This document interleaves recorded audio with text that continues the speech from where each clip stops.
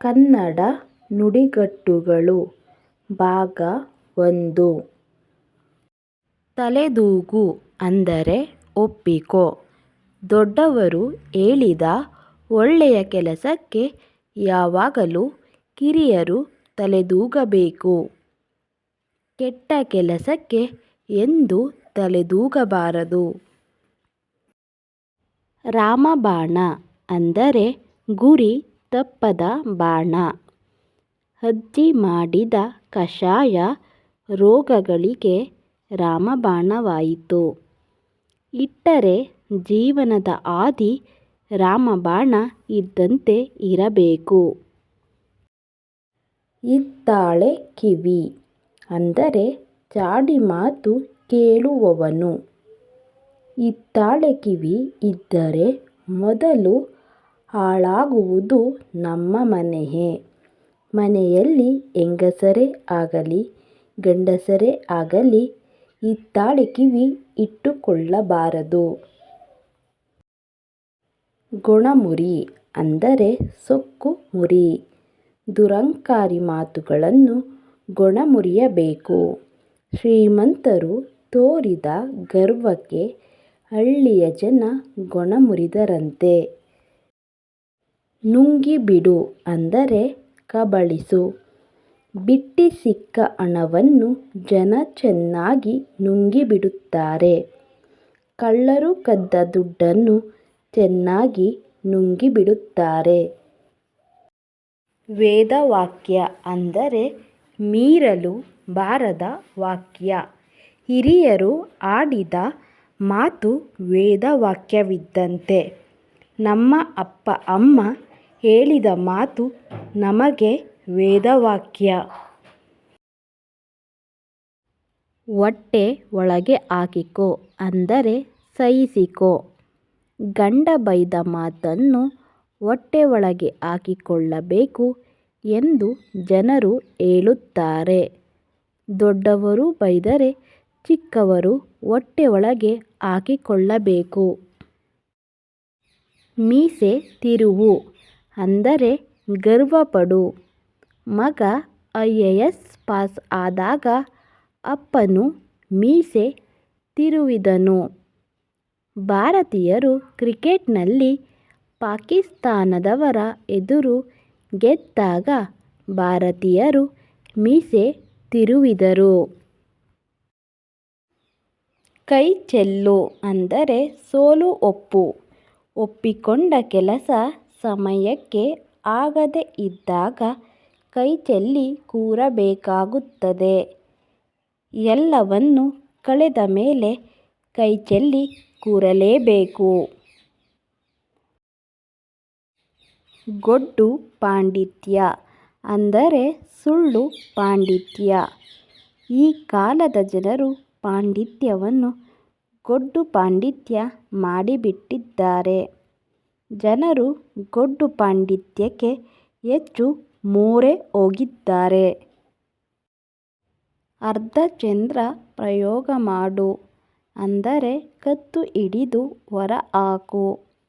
ಆಫೀಸಿನಲ್ಲಿ ಕದ್ದ ಕಳ್ಳನಿಗೆ ಕಚೇರಿ ಮಾಲೀಕನಿಂದ ಅರ್ಧಚಂದ್ರ ಪ್ರಯೋಗ ಮಾಡಲಾಯಿತು. ಶಾಲೆಗೆ ಕುಡಿದು ಬಂದ ಅಟೆಂಡರ್ ಮೇಲೆ ಅರ್ಧಚಂದ್ರ ಪ್ರಯೋಗ ಮಾಡಲಾಯಿತು. ಅರಣ್ಯರೋದನ ಅಂದರೆ ಯಾರೂ ಕೇಳದ. ಕಾಡಿನಲ್ಲಿ ಬೆಂಕಿ ಹತ್ತಿದಾಗ ಪ್ರಾಣಿಗಳ ಕೂಗು ಅರಣ್ಯರೋದನೆಯಾಗಿತ್ತು.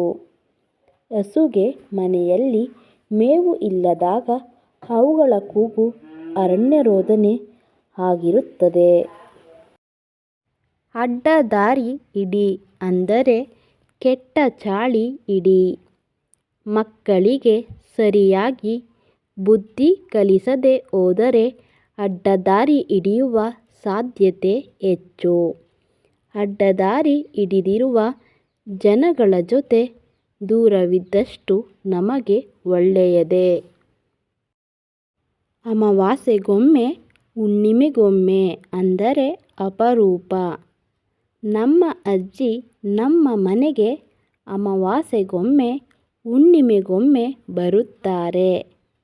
ಚಿಕ್ಕ ಮಕ್ಕಳು ಅಮಾವಾಸ್ಯೆಗೊಮ್ಮೆ ಹುಣ್ಣಿಮೆಗೊಮ್ಮೆ ಅಂಗನವಾಡಿಗೆ ಹೋಗಲು ಹತ್ತರು ಅಳುತ್ತಾರೆ. ತಲೆಕೆಡಿಸು ಅಂದರೆ ಬುದ್ಧಿಭ್ರಮಣೆ ಮಾಡು. ಪ್ರೀತಿಯ ಹೆಸರಲ್ಲಿ ಈ ಕಾಲದ ಸ್ವಲ್ಪ ಹುಡುಗರು ಹುಡುಗಿಯರ ತಲೆ ಕೆಡಿಸುತ್ತಾರೆ. ಮೂಢನಂಬಿಕೆಯ ಹೆಸರಲ್ಲಿ ಹೆಚ್ಚು ಜನಗಳು ತಲೆಕೆಡಿಸಿಕೊಂಡು ದುಡ್ಡನ್ನು ವ್ಯಯ ಮಾಡುತ್ತಿದ್ದಾರೆ. ಆಟ ನಡೆಯುವುದಿಲ್ಲ ಅಂದರೆ ಪ್ರಭಾವ ಬೀರದು ಎಂದರ್ಥ. ಕೆಟ್ಟವರ ಆಟ ದೇವರ ಮುಂದೆ ಎಂದೂ ನಡೆಯುವುದಿಲ್ಲ. ಒಳ್ಳೆ ಗುಣ ನಡತೆ ಇರುವ ಜನಗಳ ಮಧ್ಯೆ ಕೆಟ್ಟ ಜನಗಳ ಆಟ ಹೆಚ್ಚು ಕಾಲ ನಡೆಯುವುದಿಲ್ಲ. ಅನ್ನ ಕಿತ್ತುಕೊಂಡ ಅಂದರೆ ಜೀವನ ಮಾರ್ಗ ಹಾಳು ಮಾಡಿದ. ರಾಮನು ಸೋಮನ ಬಗೆಗೆ ಗದ್ದೆಯ ಮಾಲೀಕನ ಜೊತೆ ಸುಳ್ಳು ಹೇಳಿ ಅವನ ಅನ್ನದ ಮಾರ್ಗ ಕಿತ್ತುಕೊಂಡಿದ್ದಾನೆ. ಲಕ್ಷ್ಮಿ ಕೆಲಸಕ್ಕೆ ತಡವಾಗಿ ಹೋಗಿದ್ದರಿಂದ ಅವಳ ಮ್ಯಾನೇಜರ್ ಕೆಲಸದಿಂದ ತೆಗೆದು ಅವಳ ಅನ್ನದ ದಾರಿ ಕಿತ್ತುಕೊಂಡ. ಅನ್ನದ ದಾರಿ ಅಂದರೆ ಬದುಕುವ ಮಾರ್ಗ. ಅನ್ನದ ದಾರಿ ಸಾವಿರಾರಿದೆ. ಆದರೆ ನಾವು ಸಾಗುವ ಮಾರ್ಗ ಸರಿಯಾಗಿರಬೇಕು.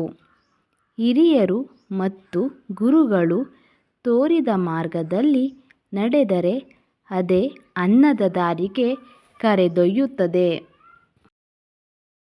ಅಜ್ಜನ ಕಾಲದ ಅಂದರೆ ಬಹಳ ಹಳೆಯ ಕಾಲದ್ದು. ನಮ್ಮೂರಲ್ಲಿ ಇರುವ ದೇವಸ್ಥಾನ ನಮ್ಮ ಅಜ್ಜನ ಕಾಲದಂತೆ. ಅಜ್ಜನ ಕಾಲದ ಮನೆಗಳು ನಮ್ಮ ಊರಲ್ಲಿ ಬೇಕಾದಷ್ಟಿವೆ. ಅಗ್ರತಾಂಬೂಲ ಅಂದರೆ ಮೊದಲ ಮರ್ಯಾದೆ. ನಮ್ಮ ಊರಿನ ದೇವಸ್ಥಾನಕ್ಕೆ ಪಟೇಲಪ್ಪನವರ ಪೂಜೆಯೇ ಅಗ್ರತಾಂಬೂಲ. ಹಬ್ಬದ ದಿನಗಳಲ್ಲಿ ದೇವಸ್ಥಾನಕ್ಕೆ ಮೊದಲ ಪೂಜೆ ಮಾಡಬೇಕಾದರೆ ಪೂಜಾರಿಯ ಮನೆಯಿಂದಲೇ ಅಗ್ರತಾಂಬೂಲ ಹೊರಡಬೇಕು.